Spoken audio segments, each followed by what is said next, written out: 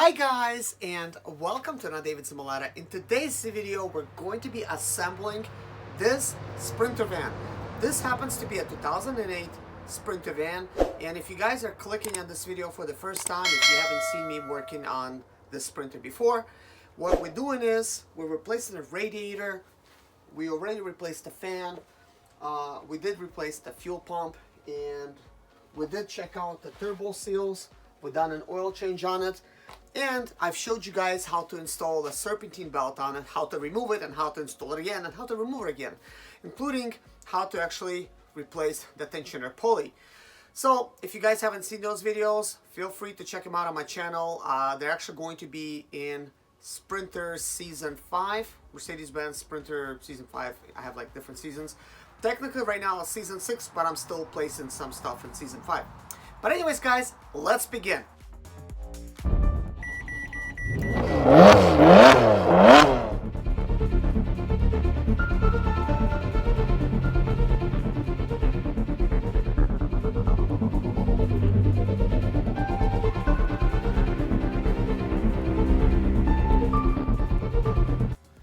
First, before we begin, we need to pull the radiator off from the box. This radiator cost almost $700 and it came straight from Mercedes. And what I'm interested in knowing is what did it come with and what is actually missing. This is actually the left side of the radiator if we're facing the engine, right side of the radiator if we're sitting behind the driver's seat. So it's vice versa, not to confuse you guys. So I'm gonna pull this away. It's so easy to get cut with this radiator. So we're gonna place this over here for now. So, all right, here's what we're looking at. Over here you got the transmission lines. It looks like they're plugged with actually with these things here. Over here, it does have the pins. So the pins that we're talking about is these tiny little pins. So when I'm going to be installing this transmission lines, all I got to do is plug them in, put the pin in, good to go. Another good thing is it does come with this clamp right here, you know, that clamps in the water line. It's actually in here, so that is good. So if yours is missing, this one has it. Awesome. What else does it have? It does have the drain plug already here, so that is good. So now that we actually know what this one has, let's see what the other one has. All right, so we're gonna place them together. Let me see, hopefully you guys could actually see all this. So this is what I kind of wanted to find out, all right? You see this line here? That line is non-existent.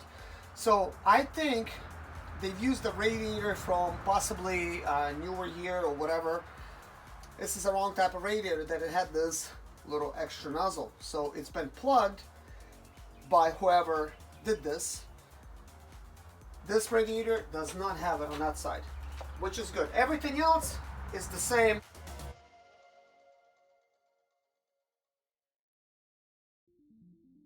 So guys, I wanted to give you a close-up of this. I did remove the pins to make my installation easier, and I popped this one up. So all I have to do is now slide the radiator pipe in, push this down, locks it in, put the transmission lines in, put the pin in, locks it in, and that's a quick and easy installation.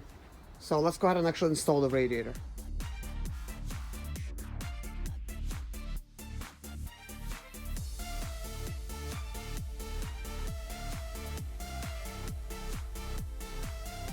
Guys, I actually want to show you a quick and easy way of installing these transmission lines. I actually went ahead and reinserted the pins in there. So all you gotta do, you just point it towards it, and when you push it in, it locks it in. So simple as that, and then it does not pull out. So you should actually reinstall the pins before you install the lines. I kind of thought to do it the other way, but turns out trying to hold this line and reinstalling the pin Not that easy. Same goes for the radiator line. Of course, you could probably just push it in. You don't have to prop it up if you're installing it.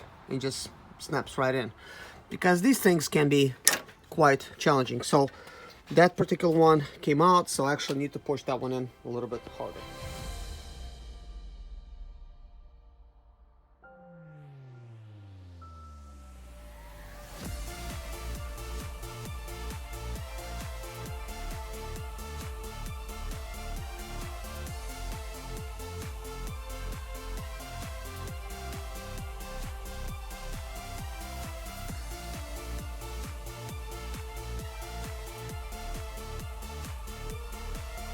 Alright guys, I want to update you on what's going on. So as you've seen what I was doing, the very first thing I did is I placed the radiator here.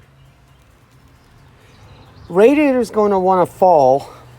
So what you want to do is go ahead and actually plug this water supply line in. You want to go ahead and actually plug in your transmission lines, and then bring your plastic pieces back, plug those in.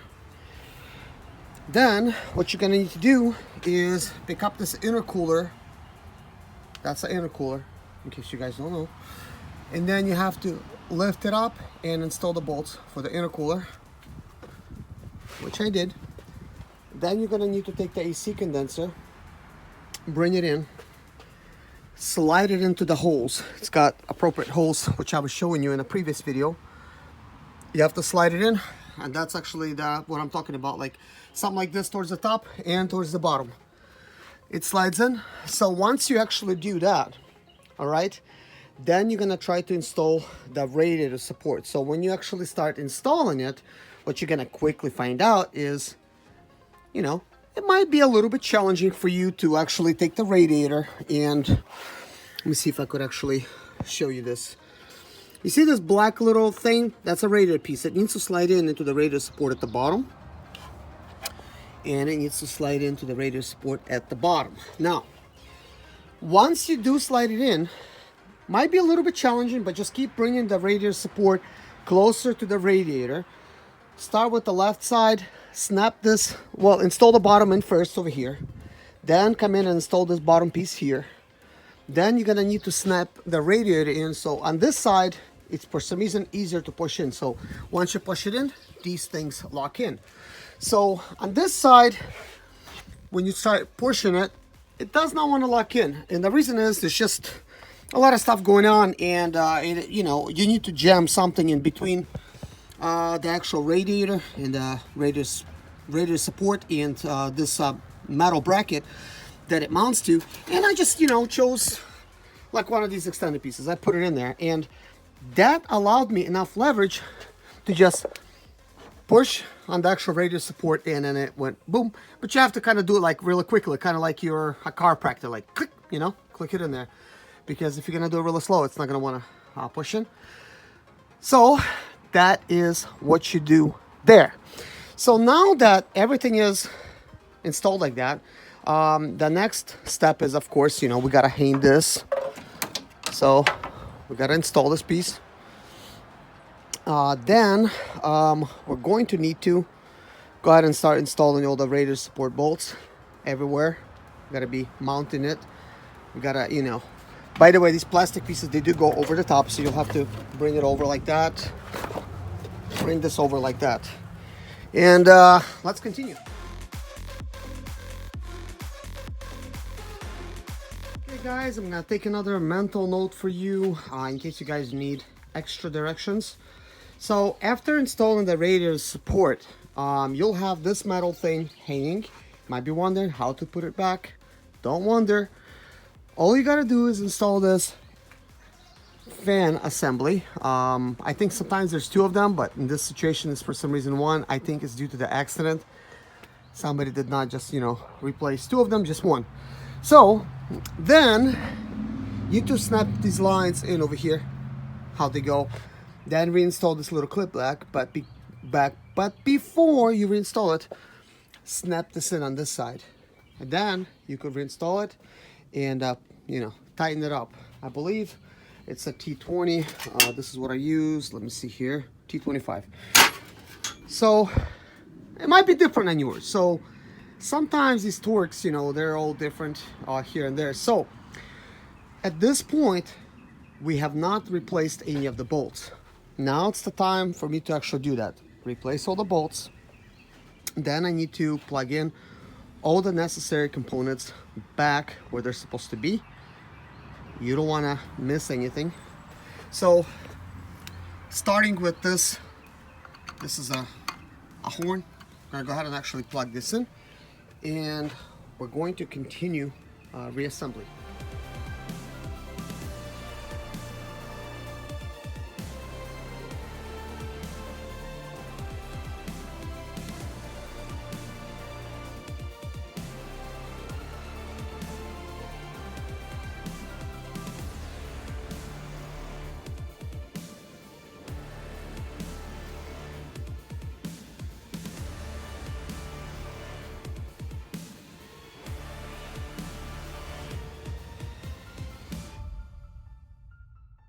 Alright guys, let me give you another mental note what's going on. So as you could see, this bolt is in. This is what it looks like. That bolt is in, and that's what it looks like. These two are in. That's what they look like. That one's in. That one's in. That one and that one, they're in. So everything has been plugged in. The radiator fan is plugged in. Horn is plugged in. Then when you look here, there's another little wire that I unplugged, which is right there, and that has been plugged in. Now, I had a little trouble with this one. It did not want to snap in, so make sure you don't just install it. You make sure that it's actually on, because if it's not on, you know, you're gonna have a problem. So anyways, all that is good. So what's next? We will go ahead and install the lights. I'm talking about like the bolts. This particular wire, in case you guys forget, this is for the temperature sensor. So it needs to be kind of hanging over here, and it's gonna plug in to the license plate assembly. Next, I did leave this little bolt here. This is for the water bottle. That's the only thing that really holds it in place, and it sort of goes into these holes and then with a bolt. We're going to need to replace this water line, and that's about it.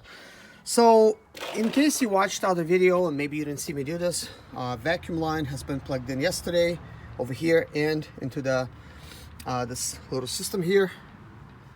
We did check this pipe. The seal is good. We did replace the fuel filter, so that is good. Everything's nice and tight, all of these things, because you don't want none of them leaking.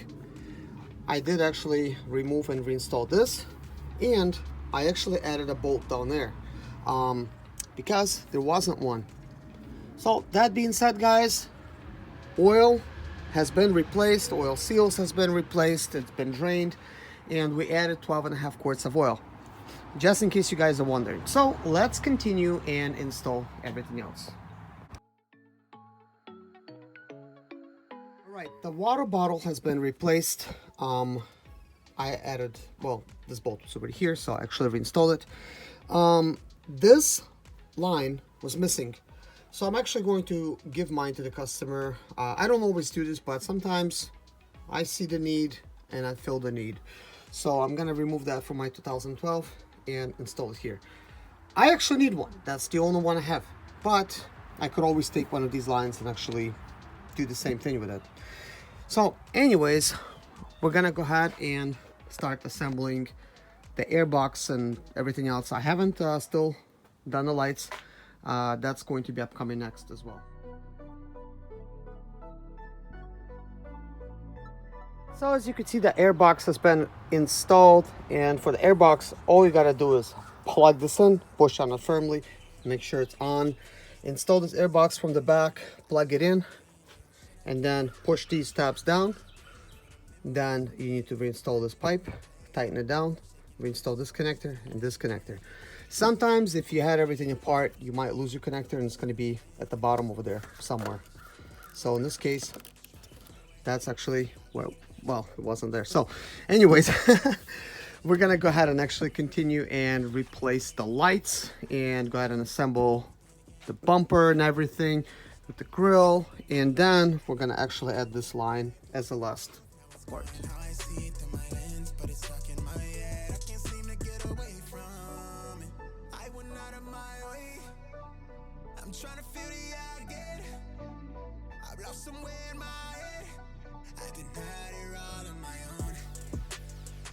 So what's the progress so far? The headlights are on. I had to remove this one twice because upon installation, this little bracket was actually behind the radiator support, so I kind of missed it.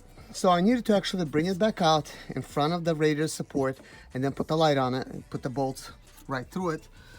That way this bracket can serve its purpose. Now, this side over here, there was an accident here on this side, and as you could see, all this stuff was damaged.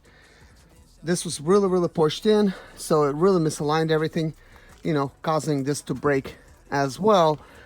Therefore, they did not even bother to put the bolt back in over here on this side due to the accident. And this thing is like really broken up. I mean, it's holding by a hair. I mean, it's just really separated. So we must go on, and we will. All right, guys, let's continue.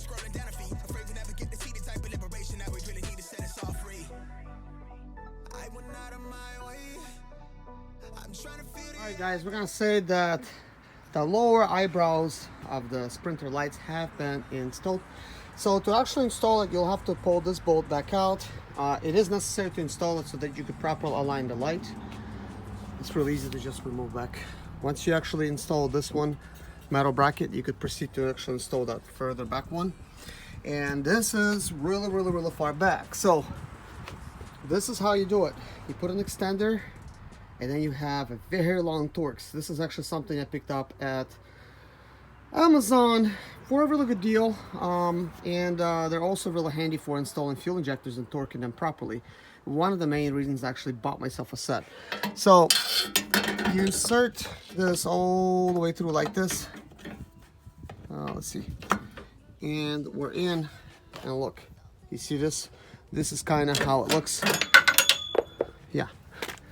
So that is that. So let's see the sizes. This one is for the light T30 and a T20 for the eyebrows. So you need T20, T25, T30 to actually do this job over here.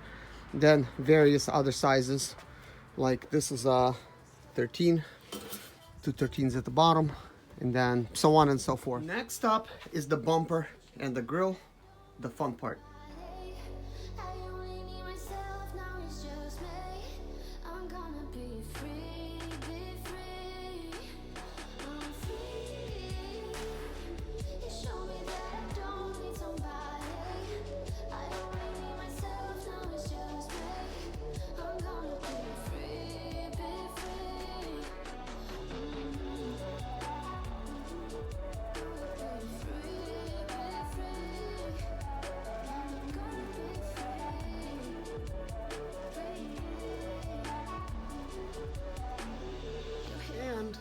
The line has been installed.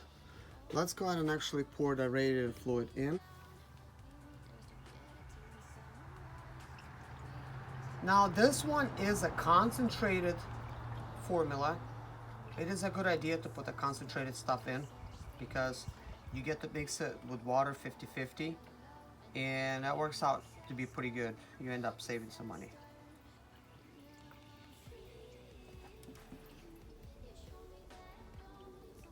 So now it's time for the actual water.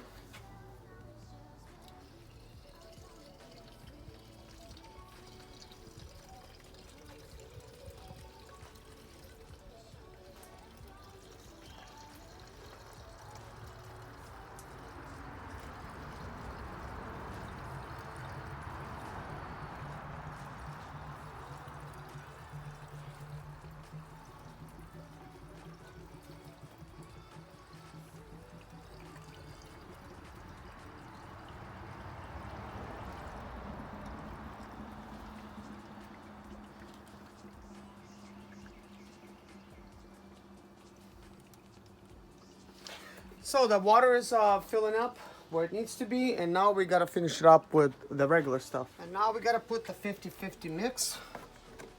Start it up, let it run, add some more.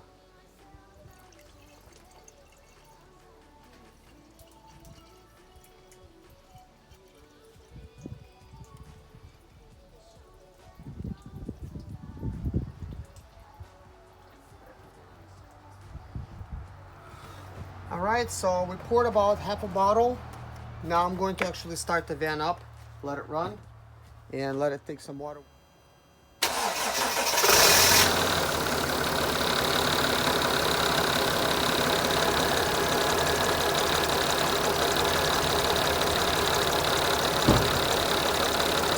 All right, the van started up just fine. I had to cycle the engine a couple times because we replaced the fuel filter and you have to cycle it in order to get the fuel flowing. So everything's looking good. The water level's above max. Maybe with driving it's gonna go down a little bit, but I noticed always when you do a water pump change, which we did not do in this case, usually there's some air pockets in an engine and it will run low on water and you have to add a little bit more. So in this situation, just a radiator, so no additional water leaked out. So we are good. Looking at the customer's windshield washer bottle, it's got nothing but water in it. Very little at that, and man, it's got a lot of dirt in it. Nothing we could do about that, but we could attempt to drain it right here. Let's see, I'm gonna just pull the plug, see if we could drain some of it. It's really dirty inside. Look at that, guys, just a lot of dirt. So what I'm actually going to do is I'm gonna do something nice for the customer, as I like to, even though I'm already doing enough as it is. I got the special formula. It's pretty expensive stuff, very concentrated. So on the back, if you want to clean very hard surfaces like degreasing and stuff, you got to add 1 to 5, but for glass and surface cleaner it is 1 to 32. So what I'm going to do is I'm going to measure a gallon of the stuff for myself and I'm going to add it to customer's vehicle. So time for me to mix the formula. So basically we need to put this amount of formula in.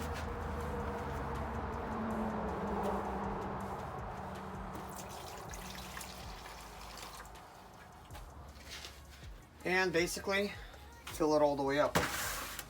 And the way we're gonna do that is we're just gonna take a cup.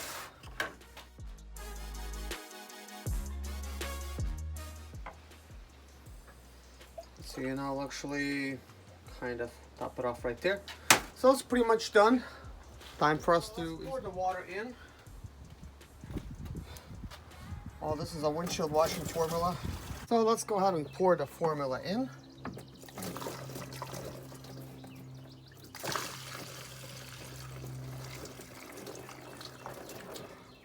Looks like I need a better funnel.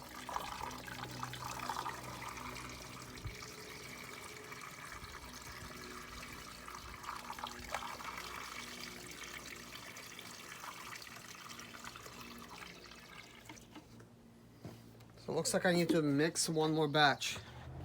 And here we go.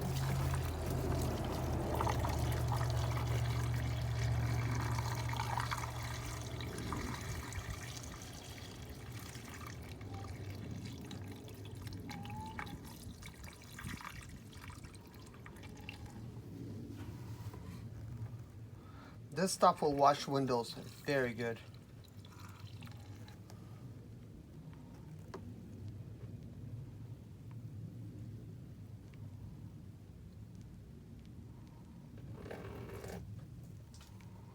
There you go.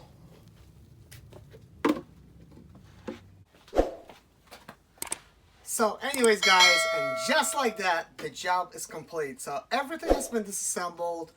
I ran out of bolts. I've used up everything that this van came with.